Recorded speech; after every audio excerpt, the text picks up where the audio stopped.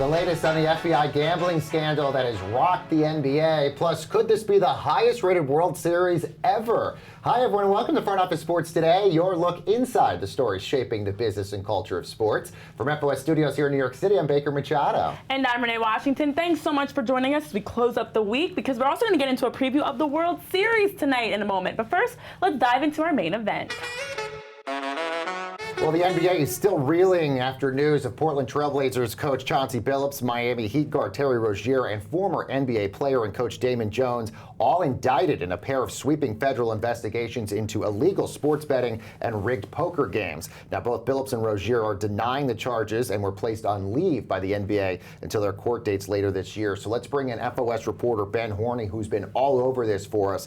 Ben, where do things stand now that the dust has sort of settled a little bit here? Yeah, I mean, the dust is still settling. So to your point, the NBA did respond, right? They said that they're kind of looking into this. The Blazers put Chauncey Billups on leave. Chauncey Billups and Terry Rozier were released from, they were arrested. They were released on bond. What's not clear to me still that I'm trying to figure out is where Damon Jones is at. He was also arrested. I don't know if he was released or not. And at this point, everyone is still kind of taking it in and reacting.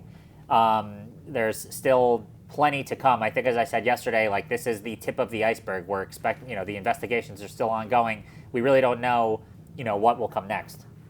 Yeah, and so far, Ben, we've heard from the representation for Terry Rozier as well as Chauncey Billups some claims about not feeling like the case is a strong one. What are your thoughts in terms of the details that we've heard so far? How strong of a case does the FBI truly have with this investigation? It's a really interesting question. It's something I'm trying to find out more about today in talking to experts in that area. When you look at the indictment with Terry Rozier, for example, you look at the indictment, there was only one game that they talked about as evidence of this. Now, it's possible there's more evidence that they didn't include in the indictment, but I was going back to thinking about when the Shohei Ohtani translator indictment came out. There was painstaking evidence showing phone calls and bank transfers, and just it was so ironclad. In this, it seems like they feel very confident that these schemes were happening. They feel very confident in some of it, but specifically for Terry Rozier, and then even for Chauncey Billups, it's not totally clear what is their actual criminal liability. They obviously are alleged to have played roles in all of this, but how much trouble are they actually going to get in? How strong is the case? That's what's kind of the interesting reaction now that the dust has settled, like Baker said. Yeah, and obviously I think Billups is the most shocking name in all of this. Obviously, we've heard reports about Rozier in the past, but given the fact that Chauncey Billups said in his statement from his attorneys that he would never put his career and his legacy on the line for poker games, I guess the larger question here, Ben, obviously innocent until proven guilty, but is Chauncey Billups and his legendary career with the NBA over, depending on what happens here? Yeah, I mean, it's, regardless of what happens next, it's hard. I mean, this is, again, my personal wild speculation, but it's hard to imagine him being welcomed back into the league, which is a pretty tough, terrible downfall for someone who really is a legend of the NBA in many capacities. But being involved in this poker scheme, is one thing. I mean, it's not a good look to be, again, it's still alleged, but allegedly helping dupe everyday people into losing thousands of dollars, total millions of dollars. And then I can't remember if we talked about this yesterday or if I hadn't put the pieces together yet, but he is pretty clearly involved in the other scheme as well, even though he wasn't named in the indictment. Well, yeah, the allegations that the Blazers were tanking to get the number one pick. Mm-hmm. Yes, and so in the indictment, he's, I'm not going to say 100% that it's him, but the person who we think it is, Chauncey Billups, is listed as co-conspirator number 8, and they describe him as he was an NBA player from 1997 to 2014, and then he was an NBA coach starting in 2021. I mean, maybe there's another person or two that it could be, but it's probably him. And also, that person, to your point, it was a specific game where co-conspirator number 8 told people that, hey, the Blazers aren't going to be playing their best players, so bet on the game, essentially, because we're tanking to get a better draft pick. Come on, it's Chauncey Billups. Yes, and it does feel like we're still getting so many of the pieces of the puzzle coming together, different reports that are coming out, including the NBA's involvement or knowledge in all of this, whether it's Brian Windhorst or different reporters that have come out. So it's been stated that the NBA may have swept this under the rug in regards to Terry Rozier's involvement. What do you know about if the NBA was aware of Terry Rozier's involvement in gambling and had any indication that they tried to sweep it under the rug? So what we do know is that the NBA has done their own investigations of this stuff. Now we were told that Terry Rozier and Malik Beasley, who again he also was not named in these indictments but is involved in the same situation, we were told that the NBA cleared them or didn't find any evidence of wrongdoing or whatever the language is that they used. It raises the question that it raises for me is, what were these NBA investigations? Because in the Kawhi Leonard aspiration situation, which, speaking of getting swept under the rug, is this gambling thing going to just like push that all to the side? The NBA made a big show of hiring this high-powered law firm, Wachtell Lipton, to investigate. And that's going to take a while, and they are going to dig through it, and we will presumably eventually hear what the findings are of that investigation were. It's not clear to me whether the NBA hired outside counsel when they did these investigations, what exactly those were. So I think that's a big question that the NBA still has to grapple with and answer for, is like, what were these investigations that you did? Because the other aspect of this is that the NBA cooperated with the federal investigation, whatever that means. So they cooperated with the federal investigation, but in their own investigation, they didn't find any issues. Like, there's something missing here. Yeah, and didn't the NBA also say they don't have the investigative powers as the federal government, which is probably why they didn't come to this conclusion? Yeah.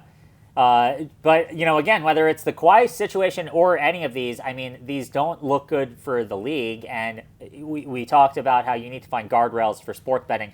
The NBA needs to figure out how to do these things, in a sufficient manner, because it doesn't look good when you say that, hey, we didn't find anything with Malik Beasley, and then later, Front Office Sports reported that he's still a subject in the investigation. Yeah, even though Malik Beasley's attorney says he's been cleared in all of this, but of course he hasn't been by the feds or by the NBA. Ben Horney, thank you so much. And of course, you can sign up for Ben's newsletter, The Asset Class, over on frontofficesports.com. Thanks, Ben. Let's switch over into the college football games, as we've got number 4 preseason poll Clemson not off to a great start in their season. We actually had a chance to catch up with quarterback Cade Klubnik. Let's take a look. All right, welcome back, everyone, to Front Office Sports Today with Renee Washington. I'm Baker Machado. All right, it's been a wild college football year so far, especially in the ACC, which has been chock full of a lot of really interesting storylines. So let's bring in the quarterback over at Clemson University, Cade Klubnik. Cade, thank you so much for joining us. Really happy to have you here. Before we talk football, I want to talk first about your partnership that you got with Samsung. You're joining Team Galaxy. We've seen a lot of notable college athletes joining them. What is it about this partnership that made you want to do this, and how are you using this technology for your performance? Yeah, I appreciate you guys, having me on and taking the time to have me. I'm super excited to be on here. But yeah, I'm super excited to be able to partner with them. And I think for me, it's just, being able to take another step and in a lot of different directions. I think just with a global company like that and being able to kind of put my name out there is huge, and getting that recognition. And so what an honor to be able to do that with them. But I think in terms of what I'm really getting out of it, I think just with their products, I'm really loving their watch and their ring. I'll be able to track my health and sleep scores and everything like that. And it's really fun to be able to kind of see that side of me that I can't really see with kind of some other products. So it's pretty cool. I'm kind of a nerd with all that stuff. And, being able to, see my sleep scores and energy level and all of that. It's pretty fun to see that. And then with the Galaxy Z Fold 7, it's pretty fun to, obviously use it as a regular phone, but for travel and stuff like that, being able to watch film on it, whatever I'm, traveling, getting treatment and stuff like that, being able to open it up and almost get, a mini tablet is really nice, for all sorts of things. With the travel, watching movies, but also just watching film, it's great. I've been loving it. Yeah, it sounds like fantastic data you're able to get from that, Cade, and I'm sure it helps tremendously on the field. I'm curious your thoughts on the field in regards to what you've noticed about your team this season. Clemson's only had one losing season prior to this one in 1998. Obviously not the start you guys have wanted to the season so far. What are you seeing on the field that's really the difference in this season in comparison to previous ones?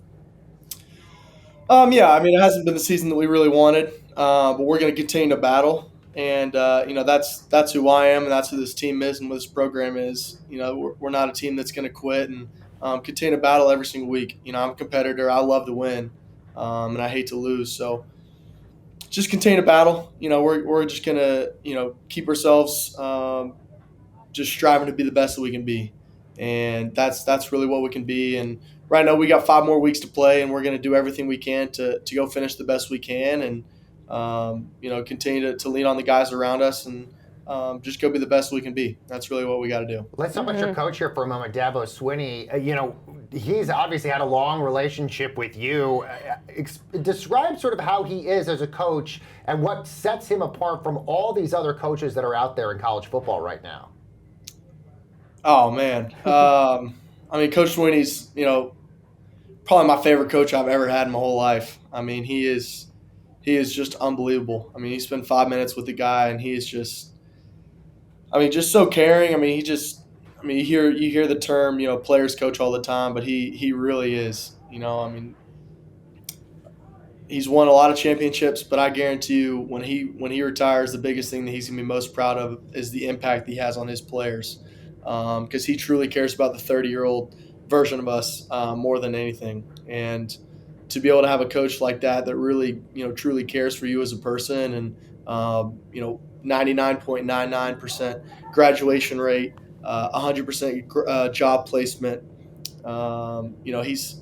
He's setting up all of us for success way beyond football. And to be able to have somebody like that truly cares for us more than just the game is awesome. But then, we're winning too. And, we won 8 of the last 10 ACC championships, 2 since I've been here. And, he's been excelling in everything that he's done since he's been at Clemson. But just to have a mentor like him, and I feel like every time that he gets in front of us, it's almost like a sermon. It's just so fun to have him as a head coach. So just love having him. And something I know he's talked so heavily about is the importance of high school recruiting, developing players versus just leaning on the transfer portal, and allowing that mindset of trusting you guys and believing in you to be something that's a really strong factor in developing those relationships with you as players. What do you see in terms of how he not only talks that talk, but walks the same walk of instilling trust, especially given the high transfer portal era that we're currently in? Yeah, I think that recruiting is a result of the people doing the recruiting. It's the coaches. So, if you're recruiting poorly, the only person to really look at is the person in the mirror. And he believes in the people he recruits because he believes in the coaches. He believes in the people that are in his meetings and believes in himself. So, when he's going to recruit a quarterback from Austin, Texas, he when he gets that commit, he trusts in him because he got him in the first place. He's not second guessing himself. He believes in that kid. So obviously there's times where that we do go in the portal, and Coach Swinney does go in the portal like we did this past year, and we've had some great success from Smith and Jeremiah and Will Helt, and but the way that he's does things, say what you want to say, it works pretty well. I continue to trust in him and lean on him, but I love Coach Swinney, and I got all my trust in him. Cade, obviously a lot is made of the SEC and the Big Ten as sort of the big power conferences out there. What's your opinion of that, and do you feel like the ACC needs to be in that same conversation with those two conferences? To be honest, I don't really get into that. That's just not really my conversation. I'm just focused on whoever they got us to play, I'm going to play them.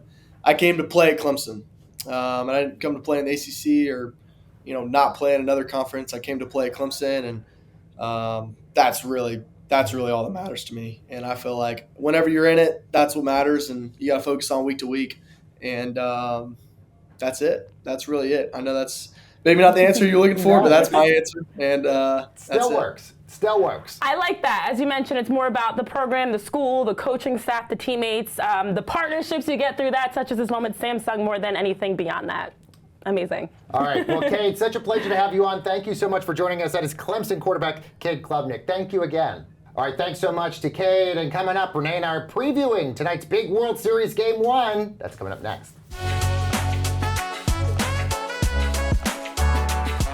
And welcome back, everyone, to this Friday edition of Front Office Sports Today. That's Renee Washington. I'm Baker Machado. And the World Series is here. The Dodgers look to become the very first team since the Yankees in 2008 to win back-to-back championships. But, of course, they'll have to go after a really exciting Blue Jays team looking for their first World Series win in over 30 years. So let's bring in our friend Paul Hembekides, producer for ESPN's Get Up, and, of course, contributor to the Baseball Tonight podcast. Hembo, good to see you as always. I mean, what do you think of this matchup we've got here?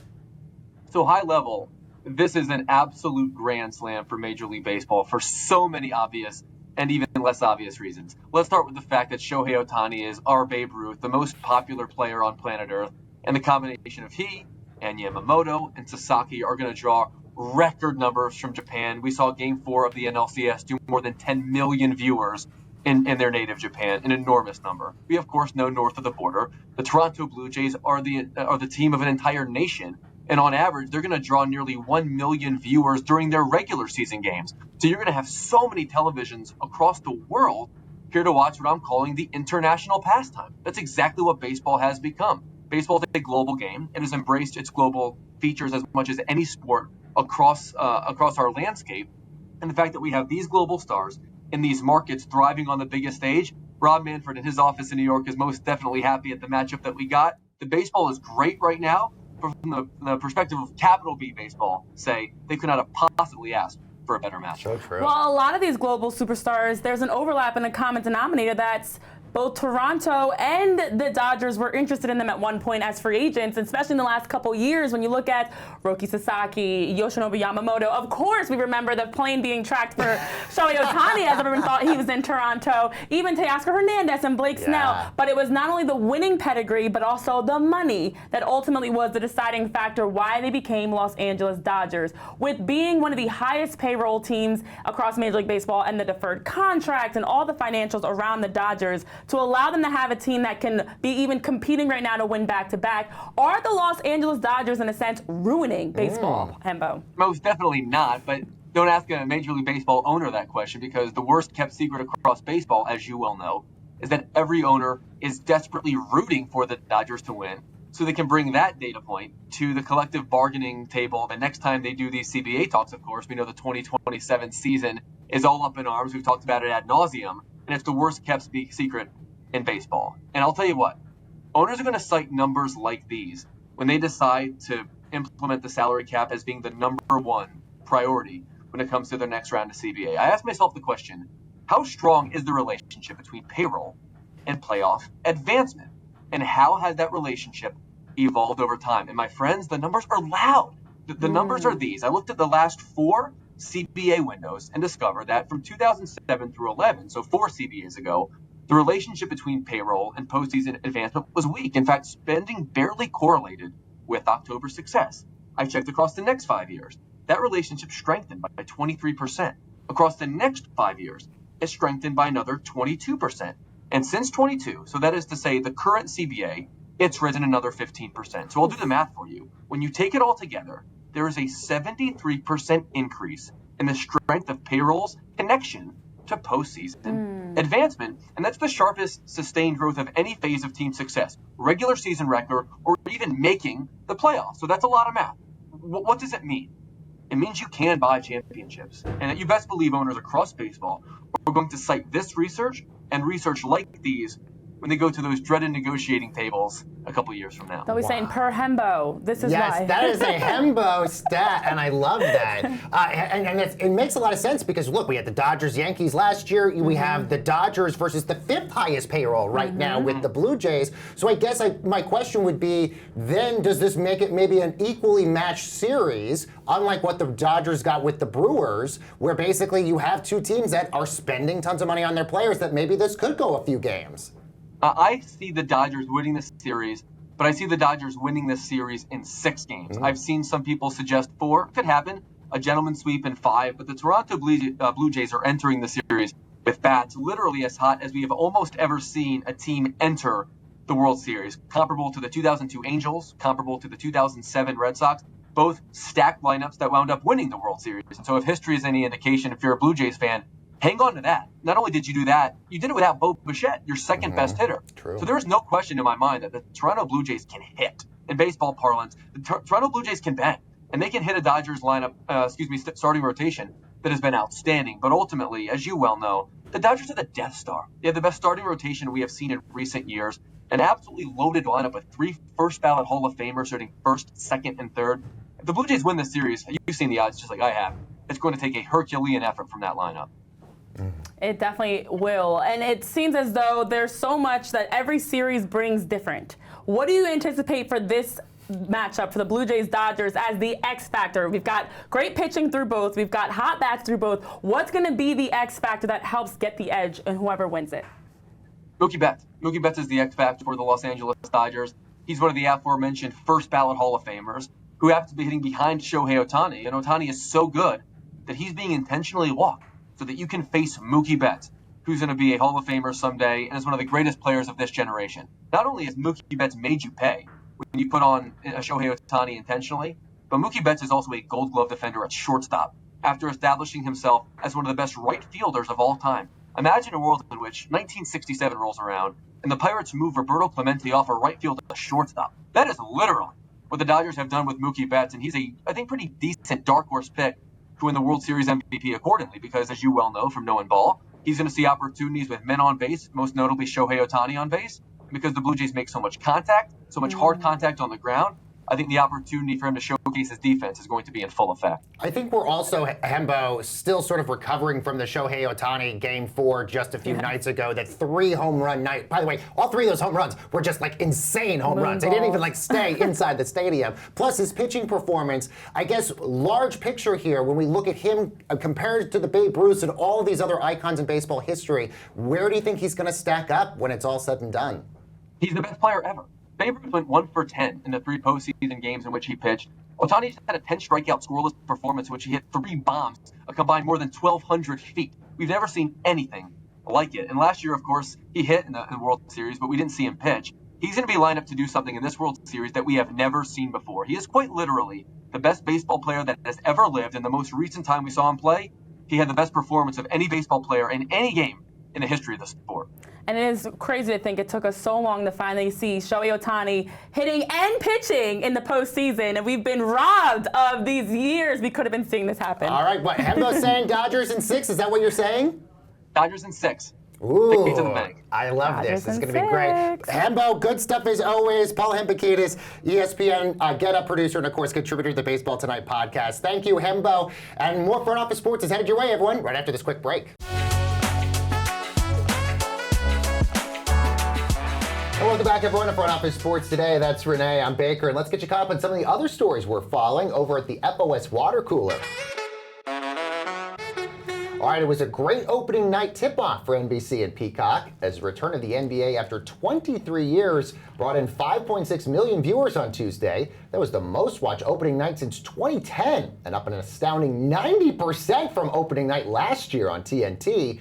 At one point during the Thunder Rockets double overtime thriller, the audience peaked at 7.1 million viewers, Renee. And it helps when you have the opening game, banner night for the Thunder, going up against the Rockets with KD's return to OKC, and you have a double overtime game. Yeah. So they had all the excitement. You had the incredible performances of SGA, Kevin Durant, Steph Curry, Luka Doncic. So they had the performances, they had the entertainment, and the numbers backed that up tremendously. As you mentioned, to see that incredible increase from last year to this year, a big part of that is you have it on easier accessible streaming services versus traditional cable, but also with Nielsen's new system of how they're measuring viewership, it has allowed for a massive increase across all sports. And by no surprise, the NBA's followed suit. All right, well, The Athletic is saying more than 70 elected officials who govern cities in 7 WNBA markets sent a letter to WNBA Commissioner Kathy Engelbert and NBA Commissioner Adam Silver urging the league to bargain in good faith that to reach a fair collective bargaining agreement in a timely manner, all before that October 31st deadline.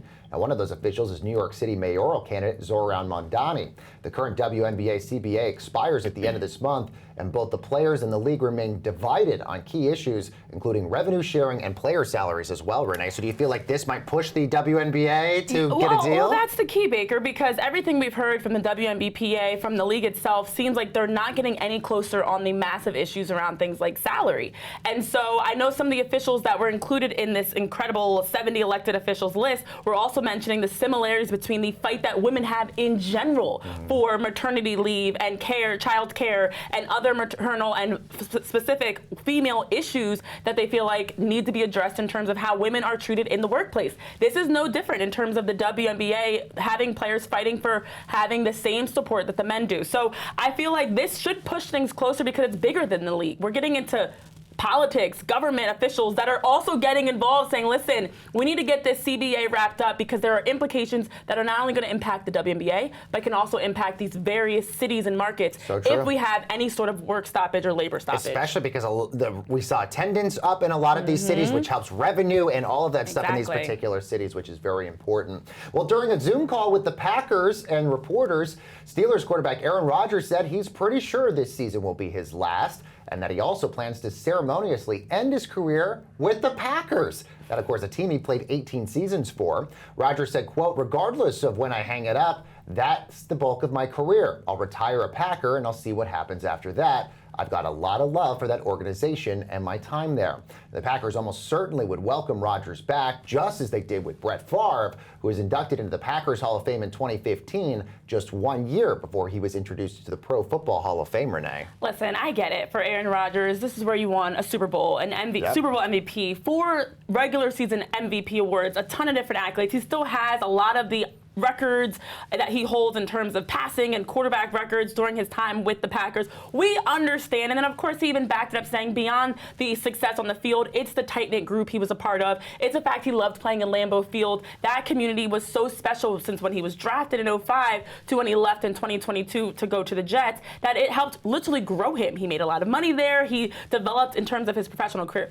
But you don't say this before you're going into playing the Packers. Wearing a Steelers shirt. Yes. Thursday, heading into the weekend's games. The timing, and Aaron Rodgers does not care about any of that, as we know. But I was like, this is so on brand for Aaron Rodgers to come out, and he could have just said how he loves and respects the Packers. Right. You don't have to talk about the retirement, because I wouldn't be surprised if he retires with them, plays a game, does one snap, takes a knee, retires. Great, but not now. Let's wait to have that conversation until later. It was also, I think, expected that he was going to go with the He's going to go with the Jets? It's not a surprise. Retire with the Jets, right?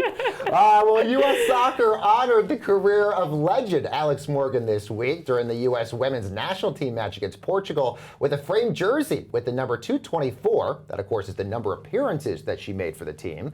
Morgan retired last year with the national team as a 2-time World Cup champ and an Olympic gold medalist. And last month, the NWSL San Diego Wave retired her number 13 jersey. She also became a minority investor in the Wave earlier this year. What an amazing career for her. I'm so happy for this because Alex Morgan, when she retired last September, she was expecting a second child for her and her husband, and it happened like middle of the season, or towards the end of the season, to be honest. And so she didn't get that true farewell tour. So the NWSL's already been able to honor her, but now you get the national team, where she scored her first national team goal, the first of many goals that she's had with them. That was back October 2010. So I love a good full circle moment that it's the passing of the torch to the next generation. It's her being honored where it all started with the national team. And then Abby Wambach, her fellow teammate, one of the other most prolific scorers in women's soccer history, dousing her with pink pre-wrap, which is an iconic Alex Morgan component. So all the little details they got right in how they honored her. And last note we have to say today, this will be Renee's final show joining us here on Front Office Sports today. I know I speak for our viewers, our fans, and everybody else how much we love you and have appreciated your presence and your perspective in everything that you've brought this show, and we'll miss you so much after this. It's been a pleasure being a part of Front Office Sports today. I thank all of you guys for tuning in to watch us each and every day, talking all the incredible stories, and I'm excited to see our story take a turn into a new chapter. Absolutely. And of course, we'll be back with more stories for you on Monday's edition. Enjoy the weekend, everyone.